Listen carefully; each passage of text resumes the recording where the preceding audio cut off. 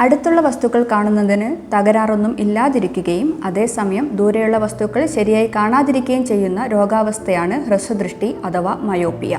ദൂരെയുള്ള വസ്തുക്കളുടെ പ്രതിബിംബം നേത്രപടലത്തിൽ വീഴേണ്ടതിനു പകരം നേത്രപടലത്തിന്റെ മുന്നിൽ വീഴുമ്പോഴാണ് ഈ രോഗാവസ്ഥ ഉണ്ടാവുന്നത്. നേത്രഗോളത്തിന്റെ നീളം കൂടുകയോ ലെൻസുകളുടെ വക്രത കൂടുകയോ ചെയ്യുമ്പോഴാണ് ഹ്രസ്വദൃഷ്ടി സംഭവിക്കുന്നത്. പൊതുവെ കുട്ടികളിലാണ് ഈ രോഗാവസ്ഥ കൂടുതലായി കണ്ടുവരുന്നത്. കുട്ടികളിലെ ഈ കാഴ്ച വൈകല്യം നമ്മൾക്ക് എങ്ങനെ കണ്ടെത്താം എന്ന് നോക്കാം. ഇതിൽ പ്രധാനമായും പങ്കുവഹിക്കുന്നത് അവരുടെ അധ്യാപകരാണ്.